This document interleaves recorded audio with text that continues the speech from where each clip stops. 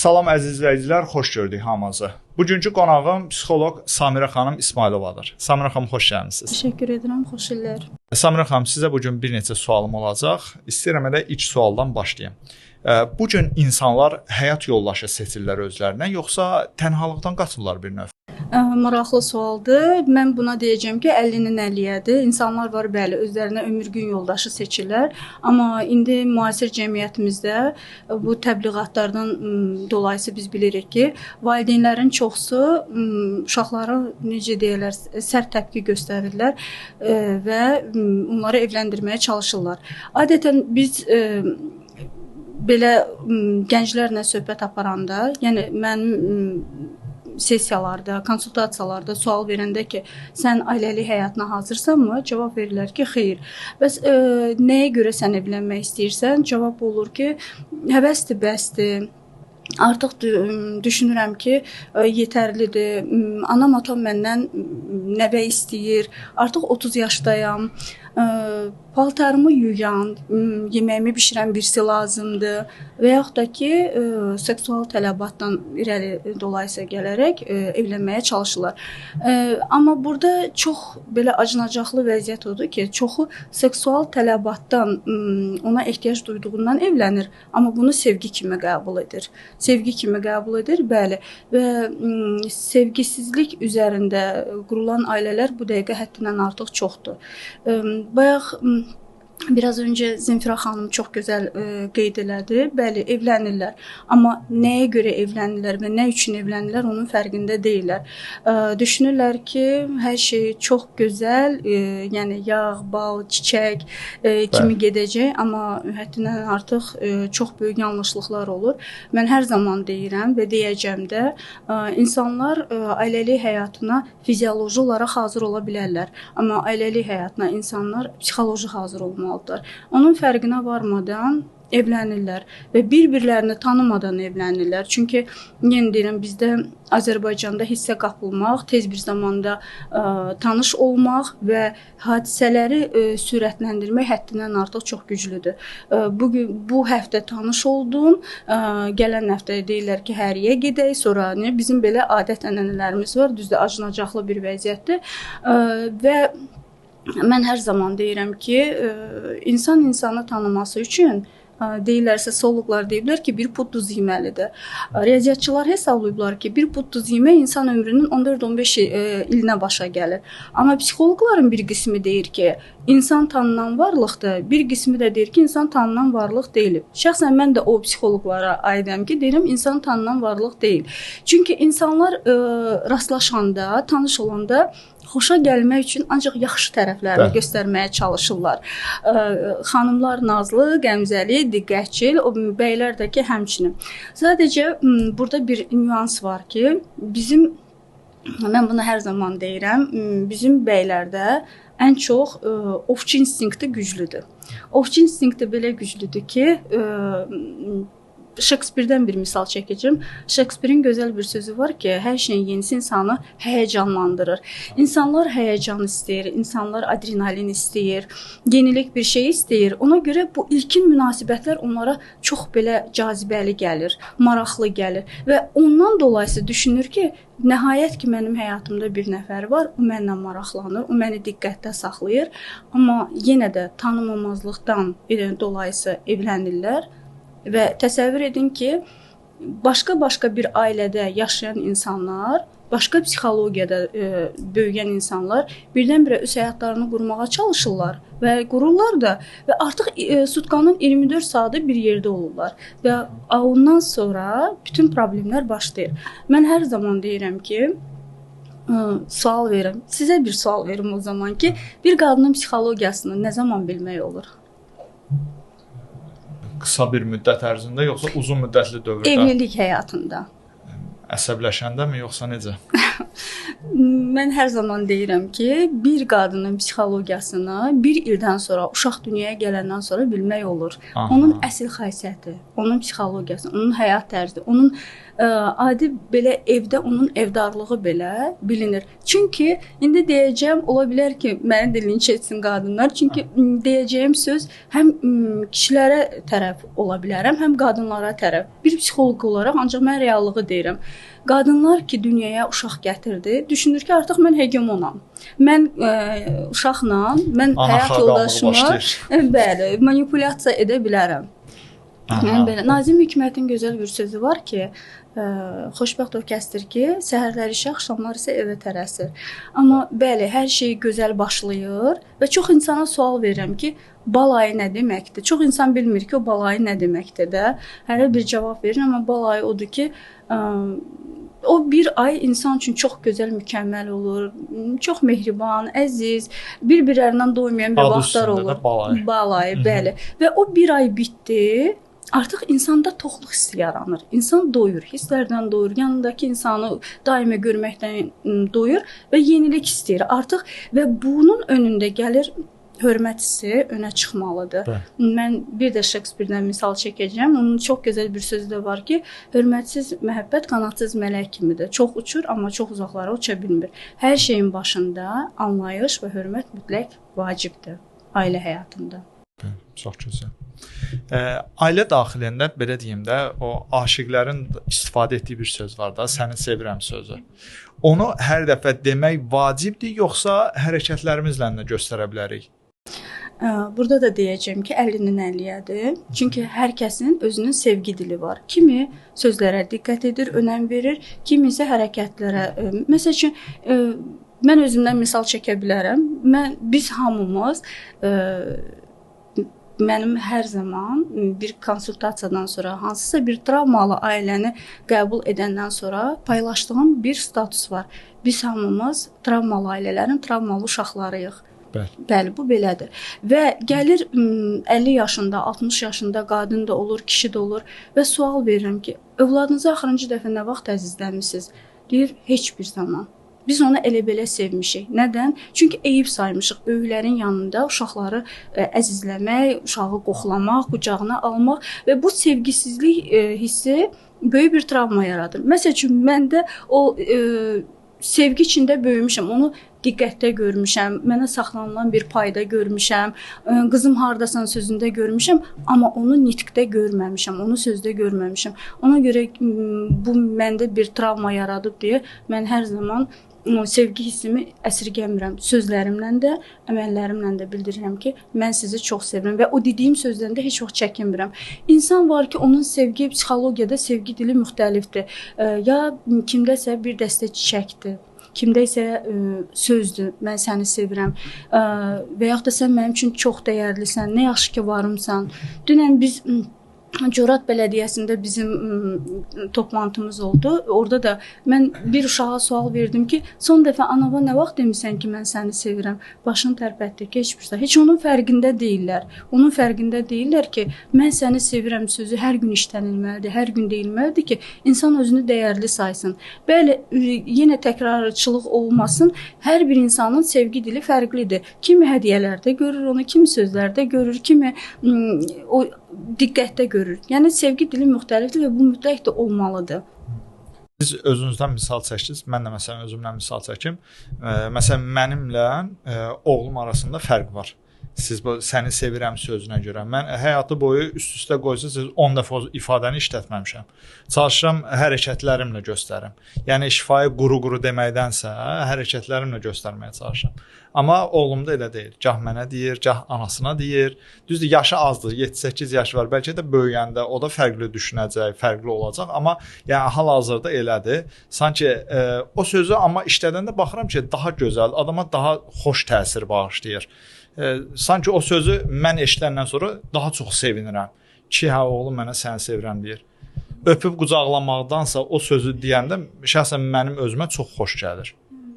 Həqiqətdir, bir haşiyədə çıxım. Məsələn, deyim ki, adətən bizdə qalın romanlarda, gözəl musiqilərdə, gözəl kliplərdə ancaq sevgi tərənnüm edilir. Amma görək real həyatda sevgi, vəsf edilən sevgi varmı? Yoxdur. Sevgi bizdə biraz bizim cəmiyyətdə eyibli sayılır. Elə bilir ki, kiməsə sevgi göstərsəm, sevgi dili göstərsəm, o yəni özümü, avtoritetimi aşağı salaram, hörmətimi aşağı salaram. Bu ata-analara da aiddir. Bu bərabər olan cütlüklərə də aiddir.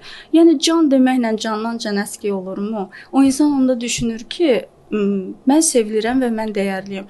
Mənim anlamımda sevgi dili mütləqdir. O həm əməllərdə göstərilsin, həm də dildə deyilsin. Bu çox gözəl nəticə verir. Çünki yenə də deyirəm ki, insan hiss edəndə ki, o sevilir, o diqqətdədir və onu kimsə düşünür. Bu çox gözəl bir hissdir. Şəxsən məndə olur ki, bizim evdə də yeniyetmə oğlanlar var. Axırda görürlər ki, nəsə belə çox gərginəm, deyir ki, yox, mən səni qucaqlamasam, sən sakitləşməyəcəksən. Bilir ki, təması mən sevirəm. O qucaqlayanda o uşağın istiliyini hiss edəndə hiss edirəm ki, yox, mən dəyərliyəm, mən yaxşıyam. Psixoloqluq eləyirlər. Bəli. Samira xanım, hal-hazırda Azərbaycanda ölkənin yarıdan çoxu sosial şəbəkə istifadəçisidir, yəni internet istifadəçisidir. Sosial şəbəkə bizim ailə münasibətlərimizə, ailə dəyərlərimizə necə təsir göstərir? Sosial şəbəkədən hər kəs istifadə edir. Sadəcə burada əsas prinsip necədir? Nədən, necə istifadə edirsən və onun təsiri altına düşməkdən söhbət gedir. Zəif iradəli insanlar, mən deyərdim ki, bu çoxdur indiki zamanda. İndi bir çox tiktokerlər var, bir çox blogerlər var və demək olar ki, bizim gənclərin tərbiyəsi ilə yalnız onlar məşğul olurlar. Yəni bu mən özümdə izləmişəm, amma biraz belə qıcıq olmuşam. Düzdür, elə şeylərə mən şərh bildirmirəm, gərək bilmirəm. Orada qaynanadan, baldızdan, bibidən, xaladan, yəni cəmiyyətdə yaşadığı o əziz insanlardan başlayır qeybət xarakterli, aqressiv bir təbliğatlar etməyə. Onda gənc bir qız baxanda 16-17 yaşında bu artıq fikirləşir ki, mən ailə həyatı quracağam da. Artıq onun fikrində gedəcəyi evdə hələ bilmir kimlə ailə həyatı quracaq.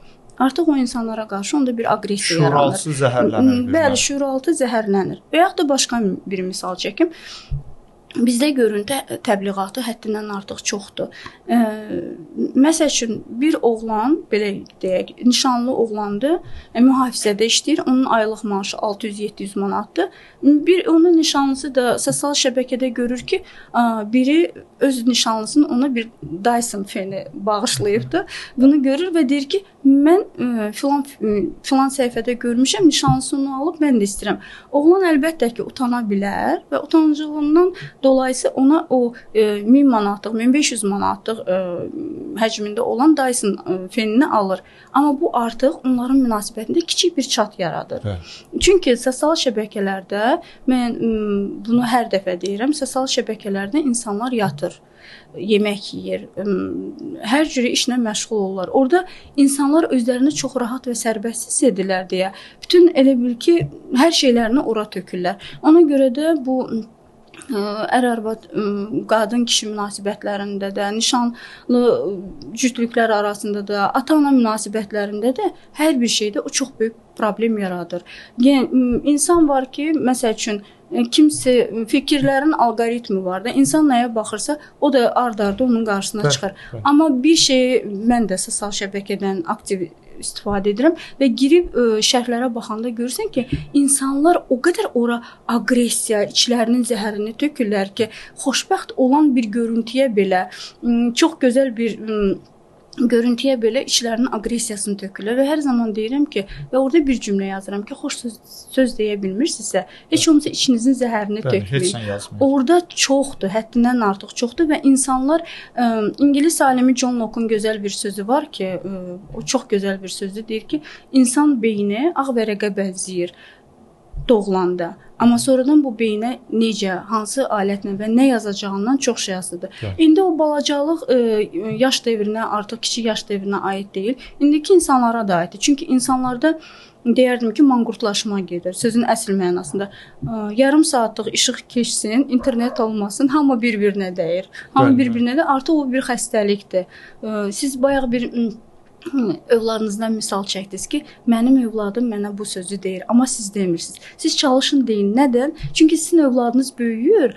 Böyüdükcə onun artıq öz şəxsi dünyası yaranacaq, mütləq yaranacaq. O arxa otaqdan çox vaxt çıxmayacaq. Onun öz dostları, öz maraq dairəsi olacaq. Ona görə də siz çalışın vaxtında o diqqəti çox göstərin ki, o sonradan deməsin ki, mən sənə bu sözü deyəndə sən mənə cavab vermirdin ata. Heç vaxt demədin ki, oğlum mən də səndən fəxr edirəm və səni çox sevirəm. Samira xanım, son vaxtlar çox təəssüf olsun ki, boşanmaların sayı həddindən artıq çoxalıb. Həddindən artıq çoxdur. Buna əsas səbəb nədir? Bunun yəni psixoloji tərəfləri, səbəbləri nədir? Burada yenə bir deyəcəm ki, 50-nin 50-yədir. Həm qadınlardadır, səhv cəhətlər çoxdur, həm də ki, kişilərdə çoxdur. Bir-birlərini tanımadan, tam xassiyyətlərini bilmədən tez tələsik evlənmək qərarı verirlər və ondan sonra da onların içində, mənəviyyatında, psixologiyasında böyük bir tənhalıq hissi yaranır. Tənhalıq hissinin yaranması da ki, mən həmişə demişəm ki, bu çox böyük fəsadlara gətirib çıxardır. Məsəl üçün, mən dəlicəsinə bir nəfəri sevib, qıza görə göz yaşı tökən bir gənc görmüşəm. Sonradan isə onlar evlənəndən sonra indi hal-hazırda Amerikada yaşayırlar və Amerikadan onun xanımı mənə zəng vurub deyir ki, mən bilirəm ki, siz danışırsınız və mən bilirəm ki, o mənə xəyanət edir. Düzünü deyin, o mənə xəyanət edirmi? Deyirəm ki, əlbəttə demişəm ki, yox, elə bir şey yoxdur, amma mən bilirəm ki, fakt var və oğlana sual verəndə ki, nəyə görə belə olur? Bax, axı sən idin ondan ötürü göz yaşı tökən, pəncərəsinin altında saatlarla duran, deyir ki, o məni dinləmir. Bizdə Azərbaycan ailəsində aktiv dinləmək yoxdur. Yalnız söz bundan ibarətdir. Siyahı göndərir. Evə bu lazımdır, mənə bu lazımdır, mütləq almalısan, məni filan yerə aparmalısan. Amma deyir, bircə dəfə maraqlanmır ki, sənə işdə çətindirmi? Bugün günün sənə necə keçdi? Yəni, maraqlanma, aktiv ünsiyyət bizdə yoxdur. Çox insan deyir ki, danışır, söhbət edir, amma deyir, hə, telefonla məşğul olur.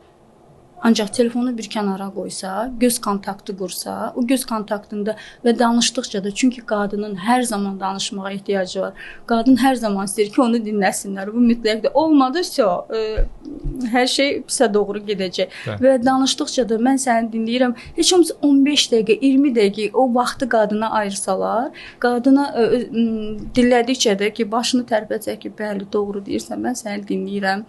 Yəni, bildirəndə ki, mən sənə diqqət göstərirəm, qadında hər şey sakitləşir. Qadının onda daha çox dinlənilməyə ehtiyacı var da. Danışmaq onsuz da danışır. Sadəcə dinləməyə, kiminsə onu dinləməsinə ehtiyacı var. Tək qadınlara aid deyil, elə kişilərə də aiddir. Kişilər də dinləmək. Az öncə misal çəkdiyiniz o Amerikada yaşayanlar. Bəli, və söhbət ondan gedir ki, bunlar danışmadıqca, bunların arasında bu emosional soyuqluq yarandıqca, çox böyük məsafələr yaranır və insan nəyə meyilli olur? Sosial şəbəkədə kimlənsə də tanış olur və başlayır ona meylini göstərməyə. Bu da anılmaz bir faktdır. Yəni biz real həyatda bunlarla çox rastlaşırıq. Yəni bizə müraciət edənlər də görürük. Sosial şəbəkədə kimlənsə tanış oldu, xəyanət etdi və ondan sonra belə başlayır. Az öncə xəyanətdən danışdıq. Bir ailəni dağıdan ən böyük səbəb xəyanətdir, yoxsa zamanla cütlüklərin bir-birinə yadlaşması? Xəyanətə də səbəb olan əsas cəhət bir-birindən uzaqlaşmasıdır. Bayaq dediyim kimi, insan dinlənilməlidir, insan danışmalıdır. Çox qadınlar əgər ev xanımıdırsa, evdə oturursa da, onun həddindən artıq canında enerji toplanır. O enerjini nəyəsə sərf etməyə, məsrəf etməyə çalışır. İdmana getməyə, mən hər zaman deyirəm ki, idman etməyə çox vacibdir. Rəqsə getsin, üzgüçlüyə getsin, nəyinəsə də başını qatsın ki, çünki qadınların canında enerji çox olur. O enerjini sərf etməkdən ötürü bu mütləq lazımdır. Enerji toplanır və hiss edəndə ki, və bir də qadınlarda bir şey var ki, bir gözlənti olur. Kişi hiss etsin ki, mənə pisdir və məndən soruşmalıdır.